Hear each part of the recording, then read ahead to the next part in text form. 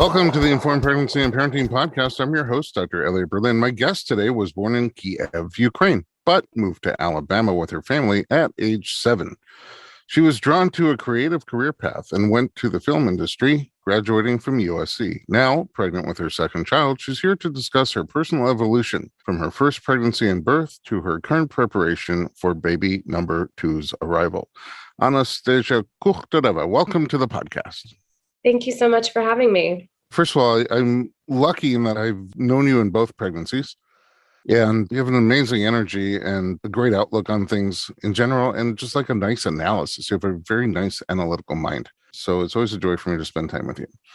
Feeling is very mutual. Oh, thanks.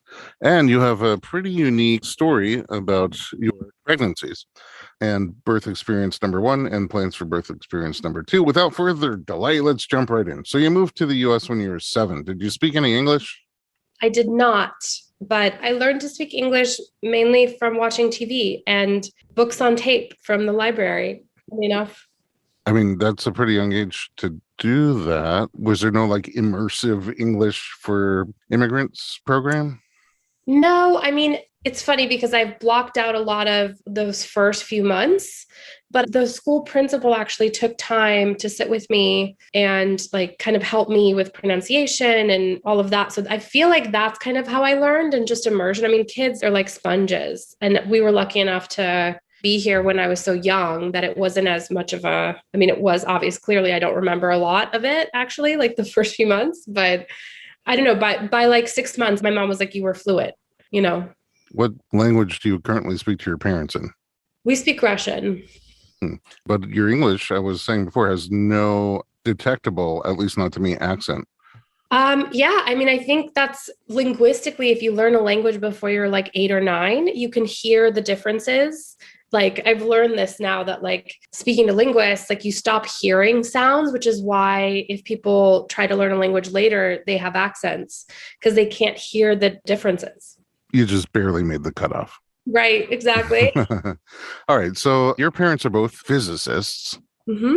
Do they work together? They do. And in fact, did for many years. They're both retired now, but they didn't start out that way. But when they moved here, they just happened to get jobs at the same university and in the same department. With both parents following that career path, did you think you would find yourself in a similar genre? Yes and no. I mean, when I first moved out here, the intention was to be pre-med, and I was at USC and decided to take a film class. And that was sort of my first sort of introduction to the fact that there was like a whole industry based around entertainment. Like I thought it was studio heads, writers and directors, and then that was it. And I had no idea there was a whole industry behind it and what that meant. And as I sort of started exploring that, I realized like I wanted to be part of that in, you know, whatever way I could, and started sort of a career path in production development. And then now, you know, I'm currently a manager and I represent writers and directors. I'm not a doctor, but I manage one on TV. Exactly. How did you meet your partner? We met in New Orleans. He was working on a movie, and my best friend was like, come down to New Orleans with me. You'd love my friend Ben, and we could stay at his apartment for free. And it was a holiday weekend, and that's how we met. And did you date for a long time? I guess like 3 years. I guess that's a long time before we got engaged. Was there a moment where you thought this is going to be the guy? Yeah, basically when I first met him, and I wasn't really ready to have met my husband. I was going through a bad breakup. It was, you know, a long and trying road for a little bit, but then, you know, I wasn't ready to meet the guy I was going to marry, but he was persistent and here we are. How old were you at that time? I was 25. Oh, so I guess I got married at 28, if I'm doing my math correctly. Something like, yeah, right before my 29th birthday, actually. That must have been a happy birthday. Yeah. What point along the way did you guys start talking about having kids? Did you talk about it while you were dating, after you got married? We definitely talked about it while we were dating because it was definitely something that was important to both of us.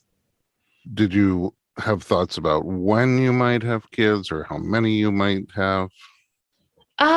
We knew we wanted at least 2. I've always wanted 3 kids. He, Ben is on, the 2-kid train. So that's a conversation we're having. But there wasn't really a conversation of when. It was more like when we felt ready. And how soon after you got married did you feel ready? Well, we had our first baby in 2019. So I guess I was 34, going on 35. Okay. So healthy, established marriage and relationship by that point. Yeah. So when you decided you were ready, did it take long for you to conceive? It did not, which I feel very grateful for. It was one of those things where we, sort of started trying and were very surprised to be successful kind of quickly, which is a big blessing. How was your first pregnancy compared to how you thought it might be?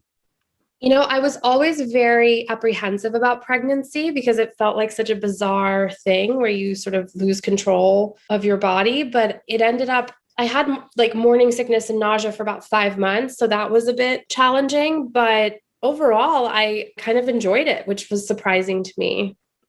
Did you start to kind of plan what your birth would be like? Did you think about that before pregnancy or during pregnancy? It's funny. I always say, like, reflecting on it back, for me, it's almost like I didn't want to know anything about birth. I was kind of like, this is happening. It's going to happen. I don't know. And then a switch flipped somewhere mid-pregnancy. And it was around the time that I first came to see you, actually, where I sort of was like going from not wanting to know very much and sort of like the bare minimum to wanting to know everything, and sort of started like reading a bunch, reading about, like, my friend had given me a book written by a doula. And I was like, what's a doula? I have no, what are all these things? And I think our first visit, I was like, I think I want a doula, but I don't know what that means. And you asked me a bunch of questions about what did I want. And then you helped connect me to a doula. And so that was, really helpful. And then I sort of started like, I just wanted to know everything. After all of your interactions and research and thinking it through, what was ultimately your concept for birth? I think I had started out being like, I 100% want to be in the hospital. Like, I'm confident in sort of the medical system and the doctors. And then in my first birth, I sort of ended up being like, I think I want a home birth. But like at that point, it was not that I don't think it's ever too late, but we weren't emotionally ready for that. But I did end up wanting a birth without intervention, sort of having done the research, like wanting to know what really for me, it was about like being curious about what that was going to be like and really wanting to be present in that moment, in that experience, versus sort of having, again, the interventions of drugs or other things that would take me out of that experience. So your plan was to have your baby at a hospital under the care of a medical doctor, but to sort of be as uninterventive as possible. Correct. Yeah. Let's take a little break. When we come back, we'll find out how your first birth experience actually went. We'll be right back with Anastasiya Kukhtareva.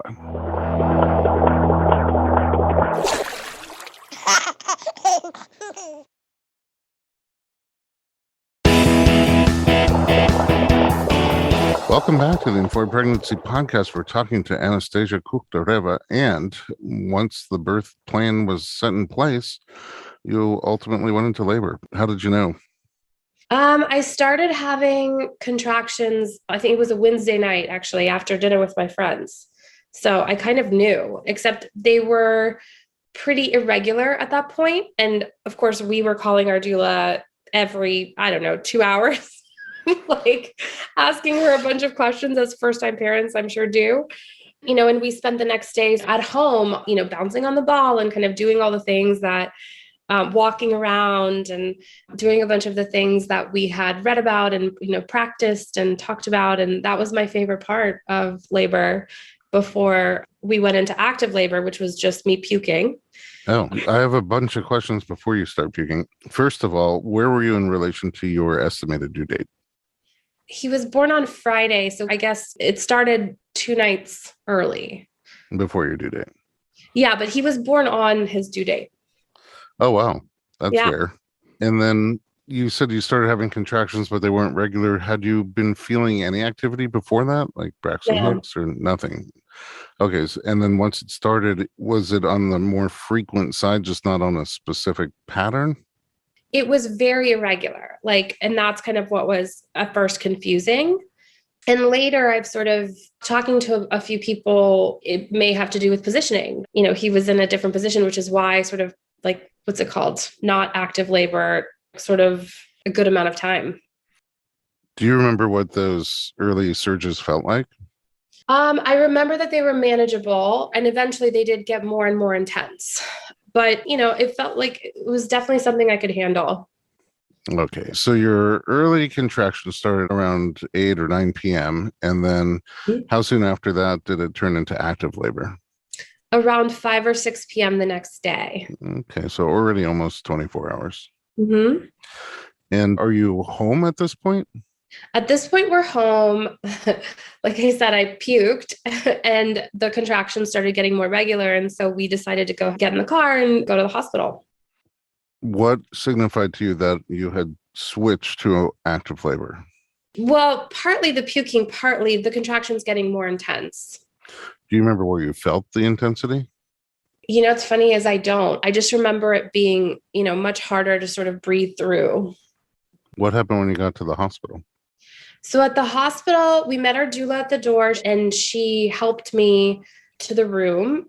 We were 6 centimeters at that point. They checked me and it felt good to have gotten to 6 centimeters on our own. And then the doctor suggested that we break my water to speed up labor. And I had said yes to that, which is one of the decisions in hindsight I wish I didn't make at that time. And right before the nurse left the room, she was like, whatever you do, don't bear down because that will make the cervix swell, which was a very confusing and kind of scary thing to say. And of course, the first thing that immediately after that happened was I felt the need to bear down. Like it was involuntary. And I felt that I couldn't sort of control that impulse. And the next few hours were very challenging because of that. Okay, a few questions. Was there a specific reason why you chose to break water and try to speed up labor? I wish I could say there was, but it was one of those things like the doctor recommended it. I sort of had read that sometimes midwives do that too. And so I was like, oh, maybe it's okay. And I was also GBS positive. So again, in hindsight, and from my current midwife's perspective, that was kind of not a great thing for them to suggest because it would increase the risk of infection and all sorts of stuff. So hindsight's 2020. And I think looking back on it now, that's kind of one of those moments that I think about a lot and I wish I didn't. Yeah. Did you have pain medication at that point? I did not. So at that point, like I said, the next few hours were challenging. The contractions got even more intense, but not so much the contractions, but sort of the bearing down and me really wanting to not do that. Emotionally, it was really tough. It was less physically tough than emotionally tough. And then eventually my doula was like, look, you've been incredible, and unfortunately, we'd gotten to 9 centimeters, but we'd stalled. And they were keep saying the words, the cervical lip. So, I guess the cervix had swelled and Carson was like, maybe it's time for an epidural, which of course took another hour because the minute you sort of decide you want pain medication feels like when it takes the longest. And that again was one of the most challenging parts. We tried the gas, but then someone brought an empty gas tank of the nitrous oxide. And so that didn't work. And again, that was probably the roughest part of labor for me. But really it was more emotional than physical. And maybe that's just my body sort of forgetting the pain. But I feel like the pain I could have handled, it was more feeling like I was failing. That was tough. It was involuntary, but it was hard for me to accept. Meaning you just had this natural urge to bear down and push, but you were not quite clear of the cervix yet. Exactly. And so you're fighting yourself to not push, even though your instincts are trying to push.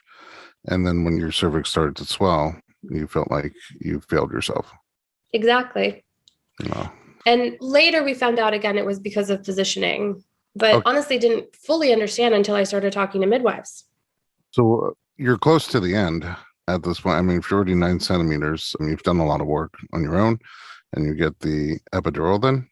We get the epidural. We slept for a few hours, waiting to see if the cervix would go down. It didn't. And at that point, also the baby's heart rate, he wasn't tolerating labor, and they suggested we have a C-section. And so that's what we ended up doing. When you heard that, were you like in your mind, this is a good idea, like I'm ready for this too, or did it hit you by surprise?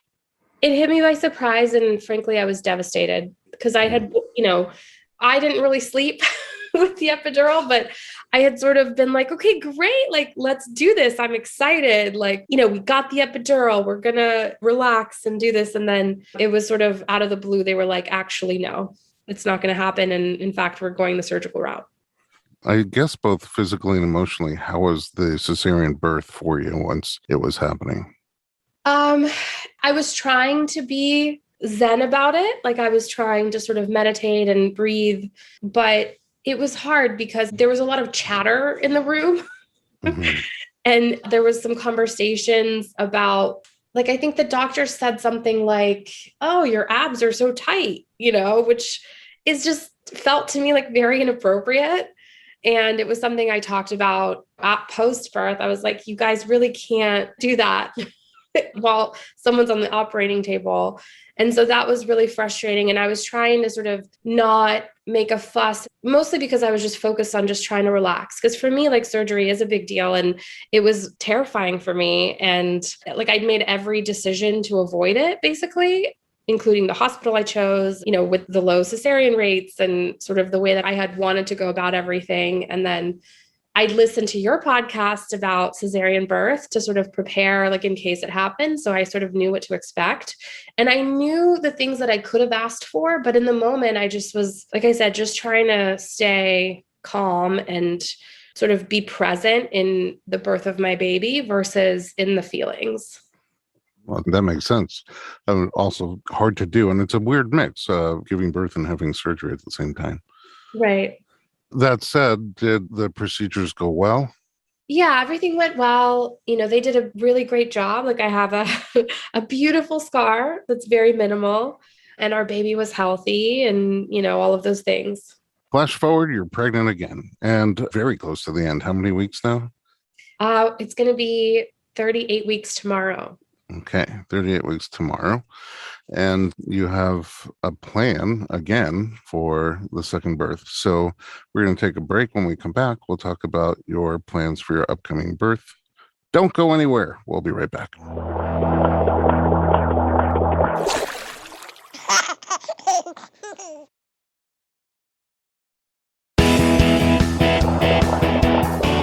Welcome back to the Informed Pregnancy Podcast. We're talking to Anastasiya Kukhtareva and 38 weeks pregnant with baby number 2. Surely you have thoughts on how this birth will go. Do you have any reflections from your past birth that you're bringing into this one? One of the things I learned in this pregnancy, sort of doing research, is OBGYNs are experts in surgical medical birth. And I'm so grateful that I had that option available to me when it was necessary in the last pregnancy and birth. And this time around, the thing that I realized about midwives that like kind of hit me is that midwives are experts in like physiology of like making sure your baby's in the right position. And that's something like, I guess I wanted in preparing for this birth, I wanted to know that we would have tried everything possible to get my baby in the right position before sort of getting to that surgical option. So at the end of the day, the thinking is the reason the baby wasn't coming down and why your cervix was starting to swell is because the baby just wasn't lined up well with your cervix. Is that right? Yeah, like he was posterior and he had his head, which is called military, like which is straight up versus like his chin tucked. Mm-hmm. It's a tough combination. So his skull was against your spine and bone against bone, essentially, instead of being against the soft parts of your belly where it's easier for them to maneuver down.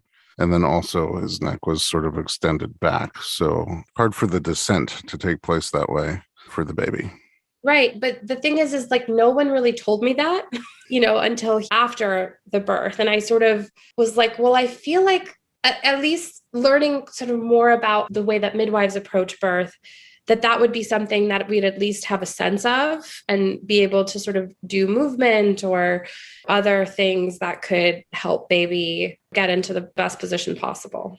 So it sounds like, at the end of the day, you're grateful for the fact that there are people who spend their entire life learning how to use the medical interventions that we have to provide options for safe birth for both mom and baby when necessary. But that maybe in your mind, the experts on low risk pregnancy and trying to help along the way, even before you get into labor, prepare your body and probably even your mind for labor and delivery is something that is more done by midwives than medical doctors.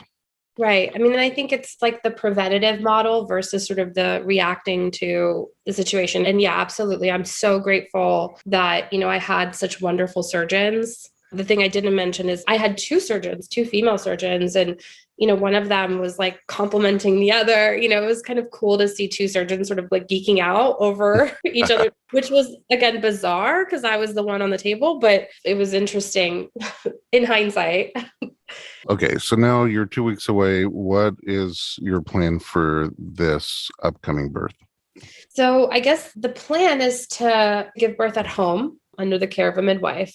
We talked about in the first segment how you were considering towards the end of your first pregnancy home birth and midwifery, but you didn't take that plunge. What changed this time around? Part of it was doing a bunch of research and feeling more comfortable, but also we were more sort of financially able to do that this time around, because one of the things about midwifery care, at least with, our situation, is it's not covered under insurance. And so that was a question mark because it wasn't just sort of midwifery care and having a doula, but also in the off chance that we do go to a hospital, that's another, even with insurance, there's a portion that they don't cover. And so we needed to be triple certain that like we could do all of it if it all came down to it. And so I think that's a big consideration, I feel like, for a lot of people, and I feel very blessed and privileged that, this time around I had that option. How has midwifery care been for you during the pregnancy? It's been really great. I think one of the things that I love the most is I know, barring any extenuating circumstances, I know who's going to be in the room with me, which with my last birth, we sort of decided to go with a practice. So actually the OB that I had been seeing wasn't the one present at my birth. It was one of the other doctors in the practice. And also, and you never know at a hospital, like which nurses are going to be there. And some are wonderful and incredible. And this time around, I'm really comforted by knowing like who's going to be there and who's going to be in the room and that I have a relationship with them. And, every appointment has been an hour long of like getting to know one another and like really talking through all of the fears and the things that could come up, which has been really incredible. Besides the midwife, who else will be present? So it'll be two midwives and Carson, our doula, and my husband. And do you have, home birth? I guess there's a different set of options, both in terms of things you can do to keep yourself relaxed or environmental things, positioning things, even land versus sea, so to speak. But there's other things that are not accessible to you, like the medical interventions that you had last time, the medicated pain relief or surgical intervention, certainly not at home. So how does your plan look for navigating your way through what last time was a very intense labor for you? And also, if anything were to come up that was, a complicating factor? I think in terms of pain management, I feel like because I made it through the last time and had back labor and like I remember it, but I don't really. But what I do know is that I made it through. And even at the point where we decided to get an epidural, it wasn't because I felt like I was suffering. It felt because it was one of those things that could potentially help sort of relax and sort of progress labor. So like I'm worried about it, but I'm not in a weird way. And then, in terms of like having other interventions, I mean, I also feel really confident that my midwife would make the decision for us to transfer to a hospital, and I trust her judgment as to what that would mean. And if there's like a true emergent situation, there's a hospital 2 minutes down the street from us. So we felt really safe, even if it's not sort of the hospital where I have a care provider, like I felt safe enough to be in that situation. And it's so rare to have those emergency situations. In the hospital where you do have a care provider, is your provider aware of the home birth and supportive? No, it's funny enough, it turned out in an interesting way that every time we tried to have a backup OB, like for whatever reason, either they stopped taking our insurance or our insurance couldn't make a deal with the provider. So there was three different options. And the first one was going back to my original OB. And I didn't want to do that because of the model of care that it's, you don't know who the doctor is going to be. So that was tricky. And then the second doctor we saw, again, like they stopped using our insurance, and so did the third. And so in my mind, I was like, it's just not meant to be to have a backup OB. And also I realized like they don't love doing that either. So it was sort of hard to navigate that. And ultimately we just were like, it's going to be what it's going to be.